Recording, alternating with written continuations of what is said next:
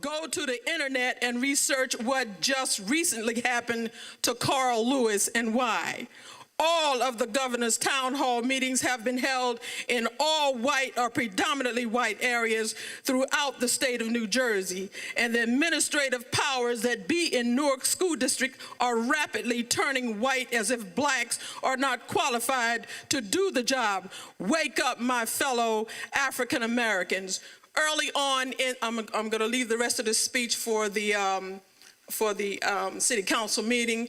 You asked Mr. Lewis. You posed a question to this administration, asked them, well, how did the current principal of West Side get promoted over all the other veteran principals that were already, VPs that were already there? The position was never posted. That's how. Thank you, Ms. Robinson. Next speaker, Carlene Christmas.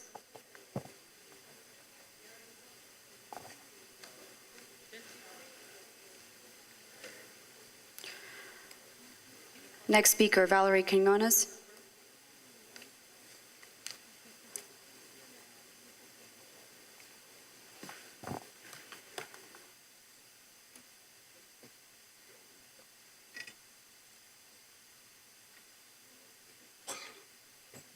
Good evening.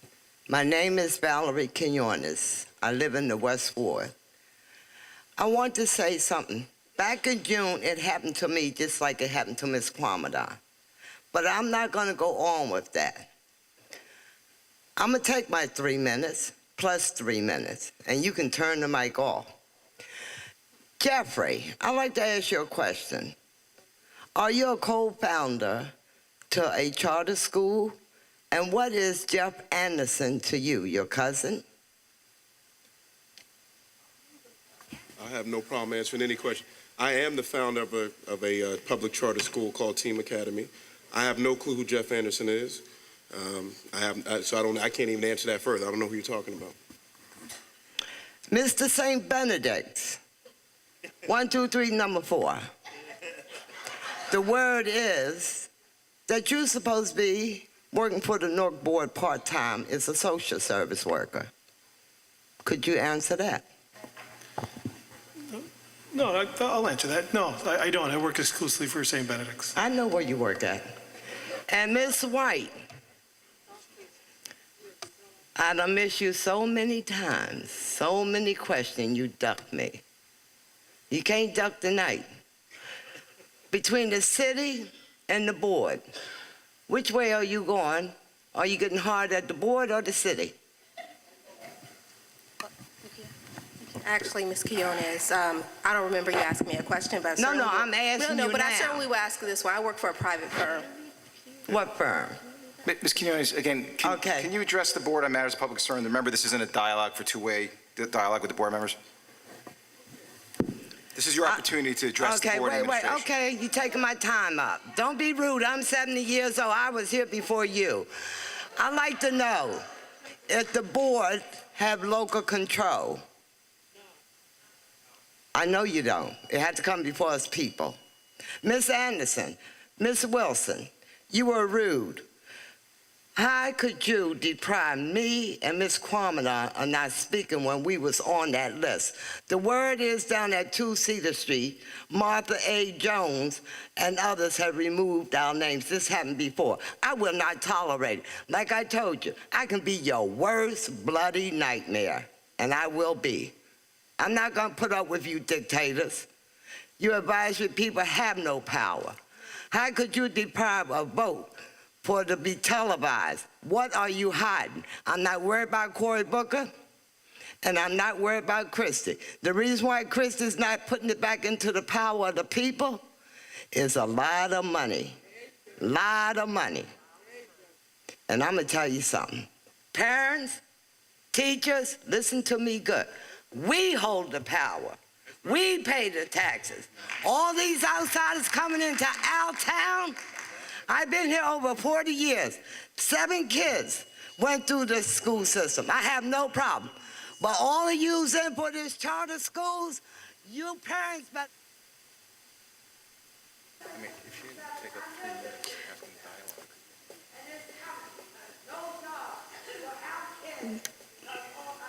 Thank you, Ms. Quinones. Next speaker, Lavon Smith. Next speaker, Lavon Smith.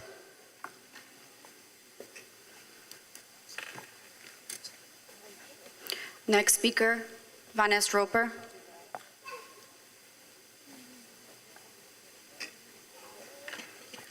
Next speaker, Hashim Garrett.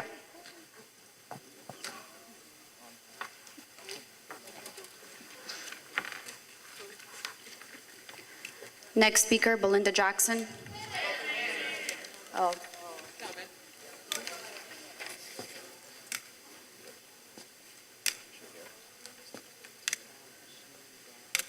No, I think I'm my name is Hashim Garrett. I am a consultant for school districts throughout the country. I'm also the manager of the education team for the Guardian Angels. I came this evening to tell you a little bit about myself. I'm originally from Brooklyn, and the reason why you see me walk down here on crutches is at the age of 15, I was shot 6 times with a submachine gun. As a result, 1 bullet struck me in my spine.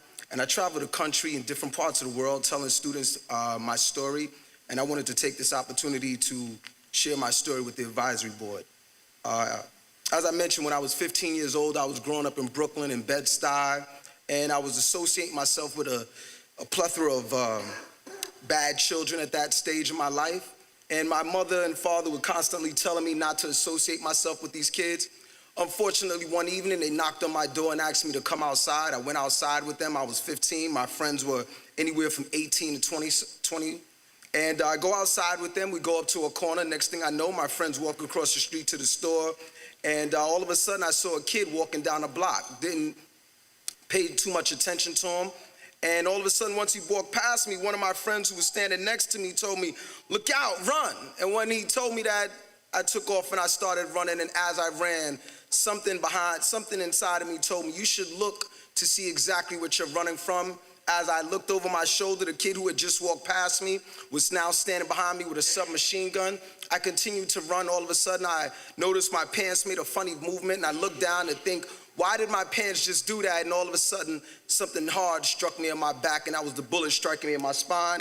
The funny movements that I saw my pants making were 5 bullets going through the back of my legs, coming out through the front of my legs. As soon as the bullet struck me in my spine, it paralyzed me instantly. I fell down to the ground, and the young man continued to shoot. My first instinct was to put my head down and close my eyes before he walked up to me and killed me.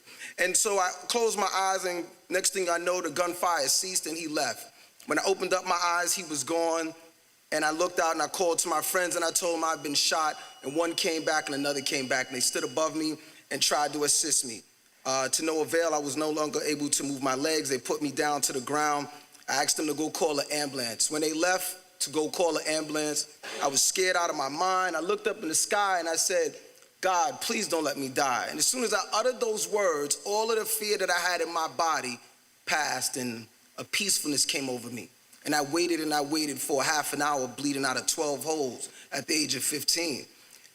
Next thing you know, the EMS workers arrived, and once they arrived, I told them I couldn't breathe that well, and they gave me some oxygen, and they took this hard board and rolled my body onto that board and took that board onto a stretcher.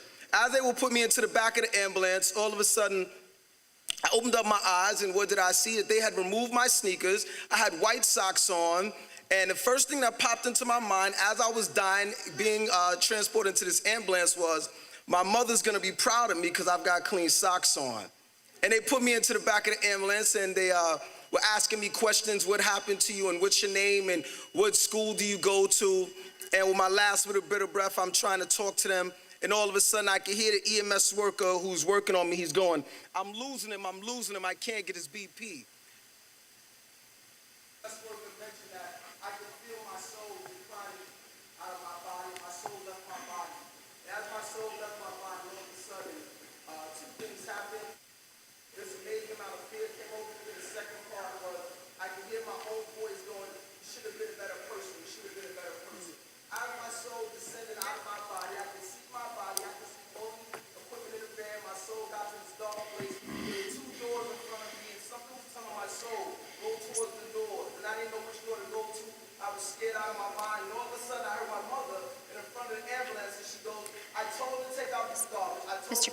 Mr. Garrett? It's only 3 minutes.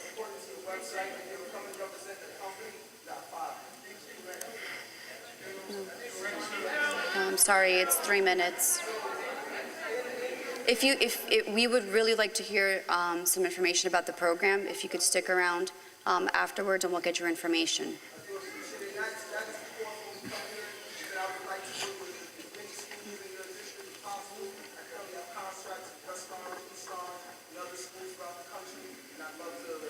Absolutely, Mr. Garrett. At the end, can we exchange information?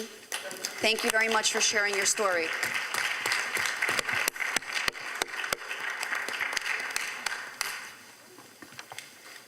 Belinda Jackson?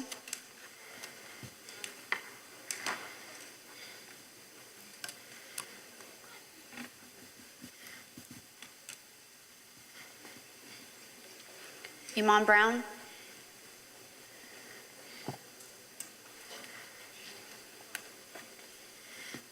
Mr. Donald Jackson?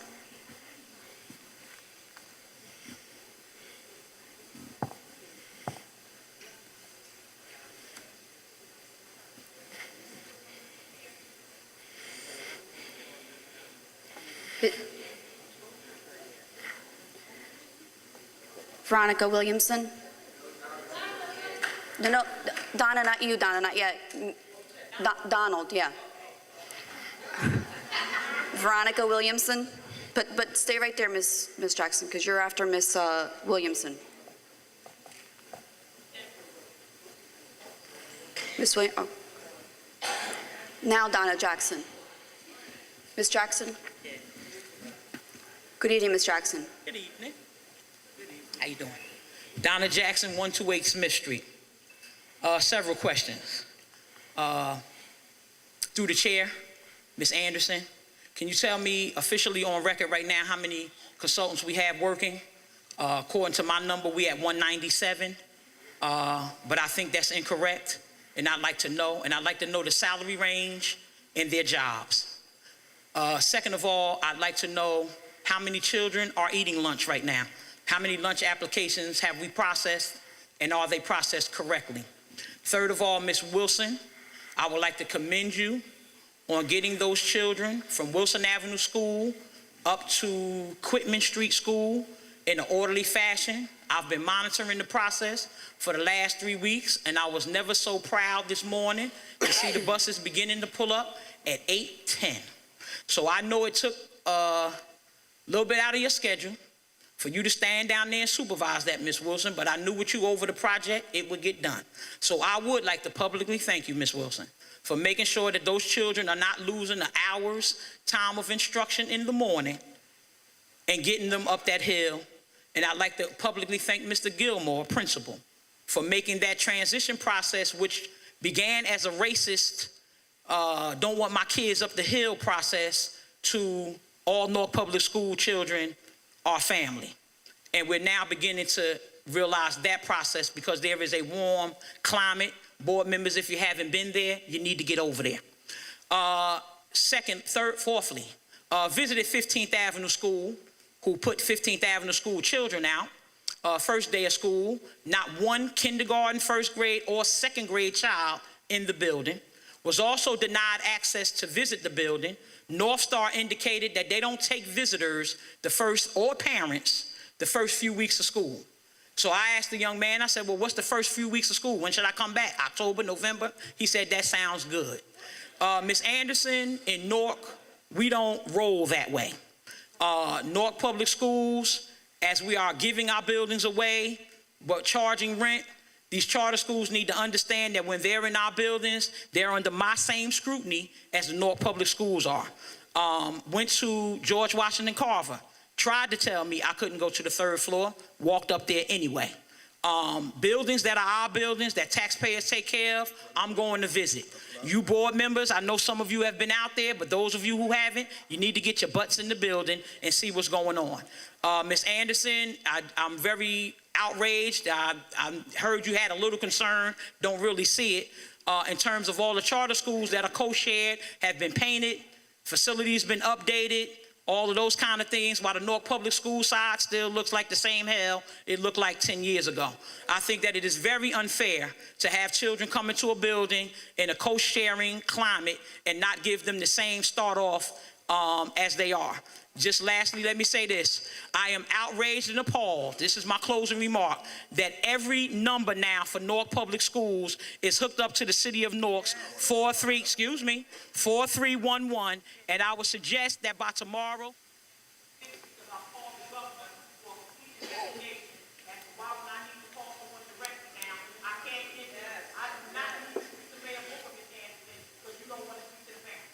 Thank you, Ms. Jackson. Next speaker, Margaret Ticino.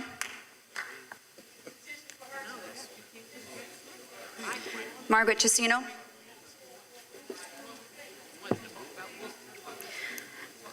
Next speaker, Tan Wright.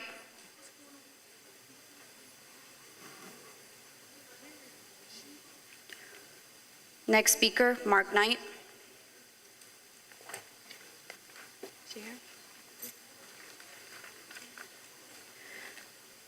Next speaker, Cassandra Bowles.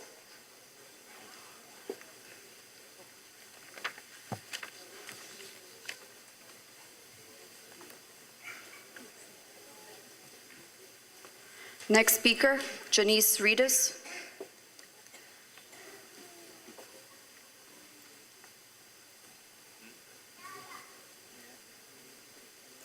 Next speaker, Letitia Barnes.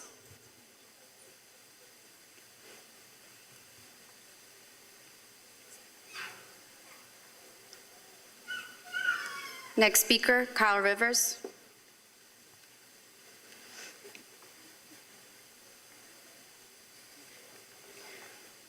Next speaker, Keith Sadler.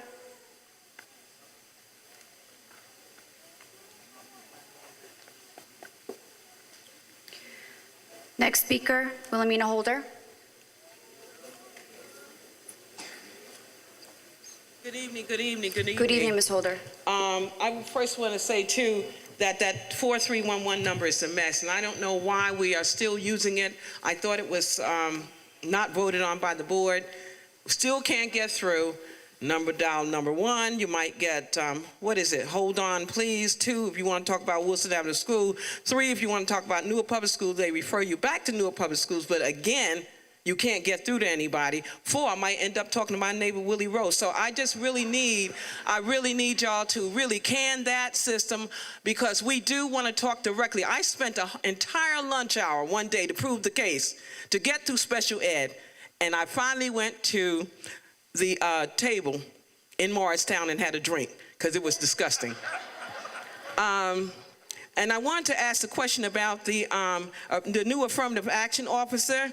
I thought they had to be an attorney. I understand this person is not an attorney, but also the concern is possible conflict of interest, because this person may have been a principal, and if that's the case, how do they investigate principal relationships that they previously had with these prior individuals? And I really think the board needs to look into that, because some things are coming out that is not quite kosher in terms of how that's rolling out. And I would like to say that while we didn't have a Barringer incident this year, Shavar, we did have some serious incidents on school opening day. I got a call this morning, as a matter of fact, asking if I can help a parent get their child enrolled in kindergarten. My own grandson could not get in kindergarten at 13th Avenue. That is an issue. Across the district, it appears to be too, because now I'm getting concerns from the South Ward. Kindergarten, we're being shut out of kindergarten and preschool, because parents are confronting me, and I'm trying to do social things, and they come up and say, do you know, can you help? So I'm really disturbed, because if the superintendent's office would have the direct phone number, when a parent calls, that might be a check and balance that the superintendent and her staff would know. That would be a check and balance. They would know of the problem, so this way they get the truth instead of what somebody told them the truth is. That is an issue. And just because lunch is given at 10 o'clock, parents are really concerned now, and students, doesn't mean it's right. Whether it was done last year or 10 years ago, it is not. Program says that breakfast and lunch should be 4 hours apart. Children are eating at 8:15, 8:30, and they're having lunch at 10 o'clock. And they have extended day. And Westside NAF Academy, as a matter of fact, hasn't had snacks for the last 2 days, Friday and Monday. I don't know what happened today, but I know somebody went in their pocket, spent $200 for those children to go to extended care. They went to Costco to get the food. So we need to look at what's happening, because that's not the only school, I'm told, that had issues with the snack program. Central, I went to the PTA meeting on Saturday and the parents were complaining, but fortunately Raz is a very strong administrator and he got right to the bottom of it, and the children are eating at Central. But we want them to eat at Westside and wherever else they need to eat. And the issue of special ed, that is a particular problem, Ms. Anderson. Parents are being shut out of enrollment because they don't have their IEPs, and this happened at Westside 403 South Orange Avenue for 10 days.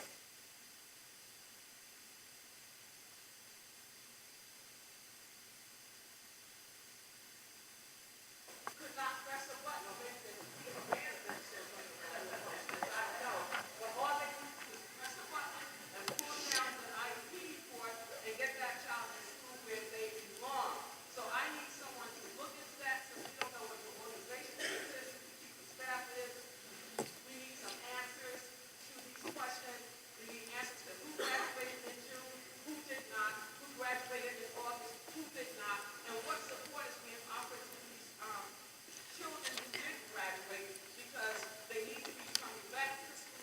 Thank you, Ms. Holder. And we need to know that that's happening. So a matrix should be developed. I did one about 2 years ago. You can come back on that. Mr. Leon has a copy of it. Ms. Holder, thank you. Pull that information out because the data you give us is useless. School ABC, we can't tell. Ms. Holder? Thank you, Ms. Holder.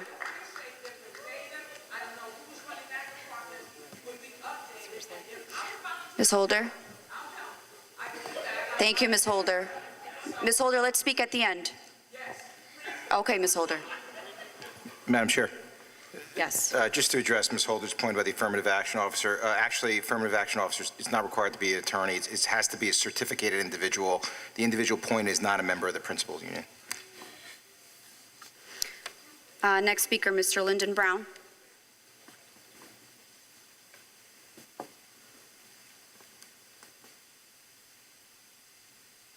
Good evening.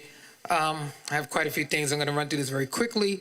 My first question, how many of our new recently hired administrators do not have state certification? I'd like to know that. We had a new principal arrive at our school, where I'm PTA president, 13th Avenue School, in September. When she arrived, all of the beautiful office furniture that was there over the last 3 administrators was mysteriously disappeared. Beautiful desks, chairs, leather chairs, all gone. We want to know, we want investigations. Where is the previous furniture? Did the principal who exited the building take it with her to a new school? We want an investigation. I want to give kudos to the Behringer staff. I visited them 3 times this week. I was there this afternoon. It was such an orderly process with the dismissal of students. I was just so overwhelmed because last year, this time when I visited, it was chaotic. But I want to commend Ms. Shonda Davis, the principal, Mr. Brown, the vice principal, and the entire staff. I've seen such a transformation. I was in that auditorium for the student assembly. There were over 1,000 children in there. She clapped her hands to principal, and you can hear a pin drop. She went to the HESPA scores, and every student had her attention. And I really want to commend the Behringer staff for really turning that school around. I also want to make sure that our new administrators are aware of NPS policies, NTU policies, because a lot of our principals are not aware. They're making decisions that are against the new public schools policies, telling teachers that they have to get 3 days notice before they take a personal day. Things like that are just totally out of NTU compliance. So they need to know what the policies are for this district. I know a lot of them are coming from different states and other districts, but they need to know what goes on in Newark public schools. I also want to encourage Ms. Valerie Merritt and the Communications Office to send out a notice to the parents on the blackboard that this Saturday is the SES Providers Fair. Some parents are not aware that they can choose a free tutor for their children. We have a lot of principals and we have teachers who are attaching flyers for different providers to applications and having the parents think that there's only one provider choice. There were providers at some of our back-to-school nights in the lobby, and the parents didn't know that they were not the only gig in town. They need to know that that's against public policy as well, to have providers at our back-to-school nights recruiting parents prior to the SES Fair. And I also want to just commend the board and ask that you continue to come out to our schools. It's a new school year. There's a lot going on. We'd like to see you at our school leadership council meetings and things of that sort, our PTA meetings. We will be having hours at 13th Avenue School on Thursday at 3:30, and we'd like to see you out. And we thank you, and we hope that we will continue to forge ahead with a new productive school year. Thank you. Thank you, Mr. Brown. Next speaker, Victor Goncalves.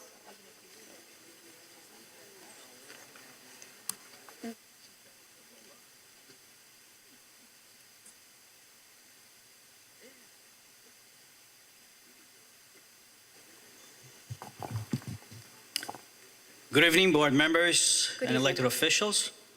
I am Victor Goncalves. I live on Chambers Street, that is down Neck, Newark. I speak on behalf of a group of parents representing the Wilson Avenue Parent Action Committee. As you well know, the situation concerning Wilson Avenue and all children continues to raise great concerns, of which has yet to capture someone's dedicated interest, an individual with hands-on to be straightforward with all parties involved by providing parents with the so desperately needed answers and corrective measures. Unfortunately, your 130-year-old school has a long reputation of having numerous issues. Obviously, age, lack of proper maintenance has contributed to the problem at hand.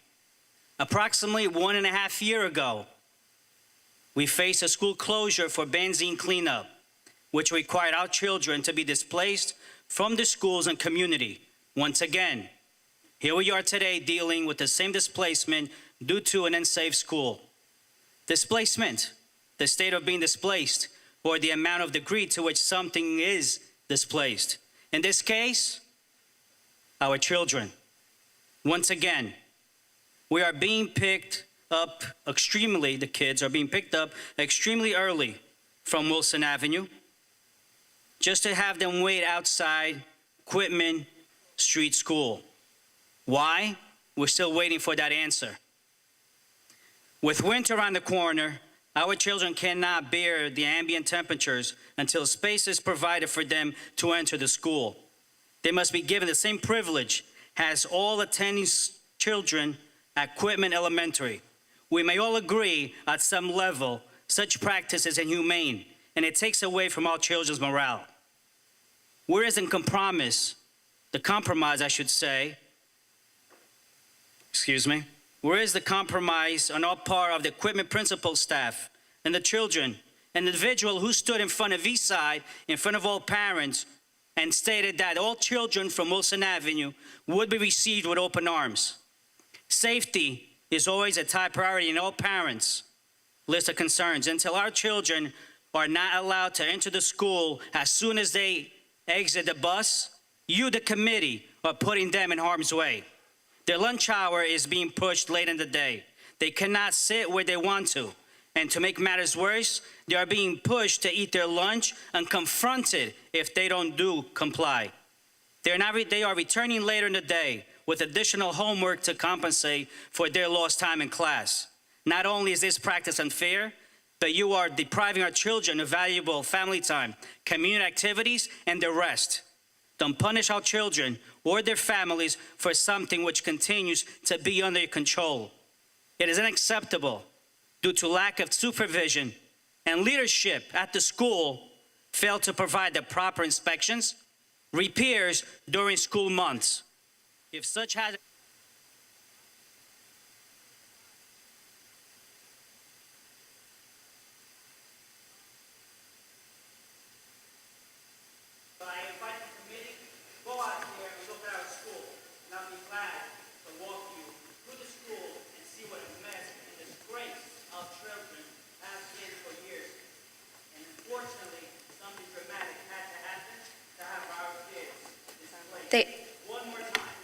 Thank you, Mr. Goncalves.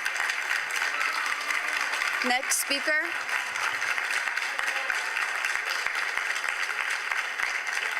Next speaker, Roy Barallo.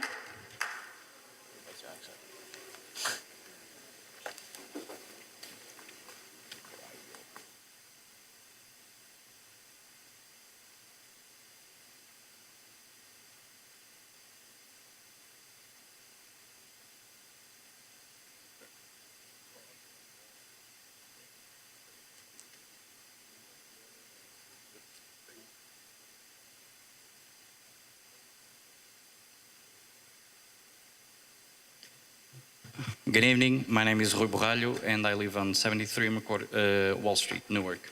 Good evening. Good evening, Board. I'm a concerned parent and also a member of the Wilson Avenue School Parents Action Committee. First, let me start by telling everybody present here that we are not told the truth about not having space in the Ironbound for our children. We were told that all the options were explored, but they were not. We found space in the Ironbound, and we will present alternatives to having our students being buzzed to Quitman or St. Anthony's. Quitman is getting assistance from the shared campus committee headed by Mr. Vincent Mays. This committee assists with the combining of the two schools. I believe this is not what Wilson Avenue needs, and this is not what the parents want. We would like to see a committee to bring the children back to the Ironbound.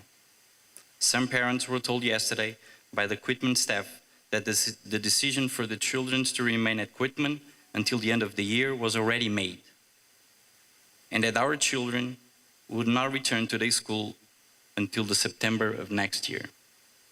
If it's already known the destiny of our children, then why are the parents being told everything is still being worked on and no decisions have been made?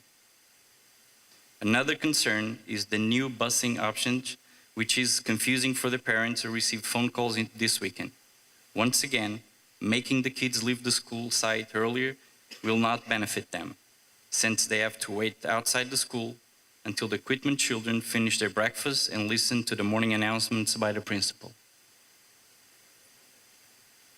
Therefore, what is exactly the purpose of having our children wake up early if they still cannot get into the school until their children finish their breakfast? The other option was to have the children return at 3:45, which we know will not be a traffic nightmare. How much time would they have to study or participate in community events and local clubs? Whatever changes you're willing to make, it's a punishment to our children. Not yours, ours. There are only two ways of analyzing this busing issue. One is making their school day shorter, which is unacceptable, and they will have a stressful toll on our children in the near future. It is common sense that children at this age should not be stressed due to the commuting and they being stuck in traffic. There have been already small accidents that have occurred involving the bus.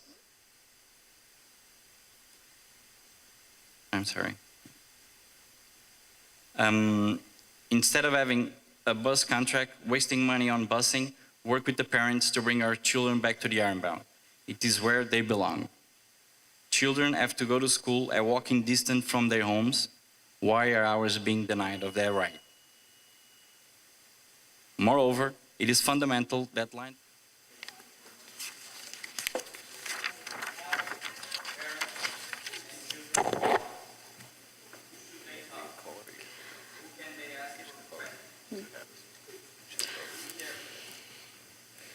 Thank you, Mr. Baralho. Thank you.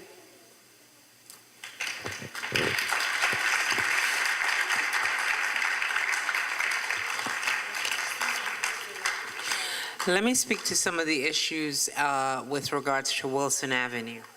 On the Tuesday after Labor Day, when we held a community meeting to discuss the issues at Wilson, it was clearly articulated to the community that this would be a matter of dealing with all of the issues associated with the Wilson Avenue facility. We also indicated at that time, because a question was asked, what the possible timeline would be. That timeline was shared, and it was clearly indicated that there was a potential that students could be out of the building for an extended period, some 6 to 9 months. That was shared clearly with the community. With regards to space in the Ironbound, all options were investigated. This community needs to have space for 735 children. There are no facilities in the Ironbound that will provide that kind of space. Eastside High School is not an option because we do not locate elementary and high school students together. That is not a district policy, and it will not happen now. With regard to busing, there isn't space at Eastside. There's been an analysis done. There is not space, clearly. No, thank you. Okay, because this was not a conversation. I am going to address the issues you have raised. If you wish to speak to me, I am quite capable of speaking to you after this meeting. Good. Please feel free to do so. The next issue that you raised is regarding children being bused, and Quitman Street has been extremely accommodating to provide space. On the Saturday before Labor Day, Principal Glover was asked to provide space. He actually relocated some of his programs. His art and his music program is currently being moved from classroom to classroom. The teachers move in order to accommodate the Wilson Avenue displacement. He provided, he provided 19 classrooms to accommodate 450 children. The busing schedule was discussed with you through a Blackboard survey that was presented on Friday. On that survey, approximately 50% of parents responded, and they have made a choice because there was an issue associated with the length of the instructional day. In order to provide the full instructional day, to provide co-curricular activities, and to provide a normal schedule to Wilson Avenue students, there are some modifications that will have to be made. Parents were surveyed in order to have an input. We will continue to address the issues at Quitman with regards to children waiting outside prior to entering the building. I will personally address that issue. That will be done because I say it will be done. Let me be very clear, okay? Please, you're out of order.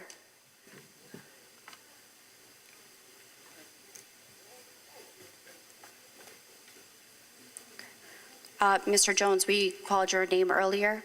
I realized they called my name. If they would fix the address on First Avenue School, I can get here instead of riding around in a circle down the street. That's the problem. Mr. Jones, you are allowed to speak 3 minutes, Mr. Jones. Why 3 minutes? Oh, I'm sorry. Right. You know the time, Mr. Okay. Jones. My concern, Lucius Jones, Richelieu Terrace, Newark. Once again, my concern is that the coming here and these mobile meetings are a problem because, one, they didn't fix the map. GPS got me riding around First Avenue School for an hour. And then when you go to get here and try to get into the front door, it directs you to the side door. Where's the front door of the building? It becomes extremely confusing. And then when you walk down 7th Street, it is totally dark out there. I mean, even for a blind man, it's dark out there. Come on now. If this is a beautiful school, we can't afford to put lights outside of this beautiful school? What is the problem? To get specifically to my comments, concerns of the day, my first concern goes to extended learning time. I spoke to several board members about the $9 million that was provided to pay for extended learning time. My question to the superintendent or whoever the chair of academics is, what is the definition of learning? That was a total, I think. So when we speak about extended learning, citizen schools, as one of the providers of extended learning times in schools that are in year 2, 3, 4, 5, 6, or 7, how did citizen school, a program that's simply based on enrichment, end up in Ivy Hill, Martin Luther King, and Louise A. Spencer, predominantly African-American schools, when they are in year 3, 4, 5, and 6? What is the reasoning of this? And then when I speak to some of the board members, they say to me, Superintendent Anderson, that you said that there have been models that show that extended learning time improves school. So how do you define learning if none of the people in citizen schools are teachers? Not one. That is a major, major problem. And who is responsible for the failure when my school, Ivy, makes it to year 4? See, somebody has to be accountable, because SURF can't continue just signing off on any willy-nilly thing he wants to sign off that this crazy district at this point wants to do. SURF is backing this district 100%, and they're disregarding the freedom and local control of the people who live it, even the advisory board. The other matter I'd like to speak to you about is this 73411 stuff. You've transferred every administrative number in this district, every regional number, the 733 number. I mean, I called to find out who's going to sign me up for the board meeting. They say call 73411. We need to really, really, really bring people involved around you that can help you make more. Thank you, Mr. Jones. That concludes public participation. The old or new business. Mr. Lewis. I just wanted to touch one thing. Madam Superintendent, can you please look into a situation, 13th Avenue School, PTA, I was called by parents from 13th Avenue School. They were outraged, they was upset about their meeting last week, I believe, or the week before. They were shut out by the principal. The principal told them that they were not allowed to have their PTA meeting in the school when the notices was sent out by parents. The permit was approved by administration. So parents was very upset because it was inconvenient for them. Some of them took off work early to come to attend this PTA meeting, and they was told by the principal they were not allowed in the building. Also, I wanted to echo what many of the speakers spoke about today, was the 7311 system. I too tried the 7311 system, and it was terrible. And I do agree with the public that we need to take this system offline because our people deserve direct access. They deserve the right to, if they need to ask a question about special education, to contact the special education department. If they have a problem with communications, they have the right to contact the communications department. All this, I believe that all of this is part of a dictatorship. A dictatorship and not a partnership. But when you talk about partnershiping with a community, you sit at the same table, y'all air things out, y'all talk about different ideas, and then y'all come to a common ground. But when it's a dictatorship, you come to the table and you say, this is how it's going to be, and that's how you're going to take it or leave it. So we need to look more at the partnership between the community and this district, so that our district, for our community, could better trust the school system. Also, I wanted to say, when I visited some of the schools on the first day and the summer, I visited on the third day, I was impressed about a lot of things that I saw. It was a great opening. I wanted to commend the whole North Public School staff for this great opening. I never saw an opening as smooth as I saw this year. I wanted to also say that I too visit 15th Avenue School, and I understand that 15th Avenue School, I understand the concerns that Ms. Jackson have raised about us not being able to visit the schools until mid-October, November, because me as a community resident, as a person that live in that community, I want to see what's going on in the school in my community, so I believe that the community residents should be able to visit the school and see how the school is doing. That was all what I have to say tonight, and I would just leave with this, that when you fear God, you do the will of God, and when you fear man, you do the will of man.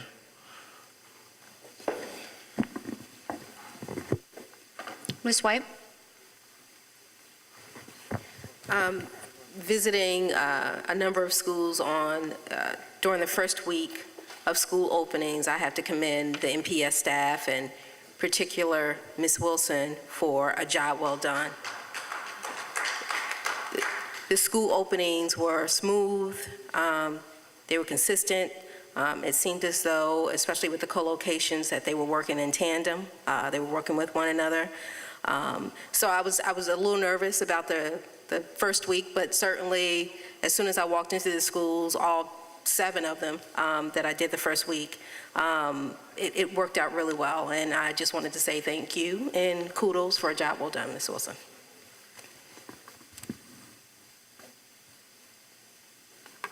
Any more old or new business? Mr. Jeffries? I think we'd be remiss before we leave if we don't give a round of applause to Ming for his first board meeting. Ming is a great model of what the Newark Public Schools can produce. And I had an opportunity to talk a little bit earlier because it caused me to raise a question for the superintendent, because Ming told me that, he wants to go to Northeastern. He said he's also going to apply to NYU. He named a couple other schools too. And I just want to make sure that as a district, Madam Superintendent, that we're talking to our guidance counselors, because as a proud graduate of Duke University, it's very problematic when I think about our counseling if we're not advising our very best students to go to the best university in this country. So if we can just examine our guidance practices, I would appreciate that, Madam Superintendent. Thank you. A round of applause, please, for Ming. Madam Chair. Mr. Jeffries, I don't think Duke was old or new business, but I'll let you slide with that one. No, that is new business. We got to examine our guidance practices. Madam. Mr. Kenny. I'm sorry. Mr. Lewis, Mr. Kenny. Just one last thing. I was just informed, I forgot, I was in the zone, but I was informed that my former principal, Malcolm X. Bass, Ms. Dinkins, had passed. So I asked if we could do a moment of silence before we adjourn this meeting on her behalf. And Pete Catino. So, yeah, I'm not going to, I'll just address it another time. I think what Marquis says is more appropriate than whatever I had to share, so. okay. Thank you, Mr. Lewis, for reminding us about that. If we can please have a moment of silence.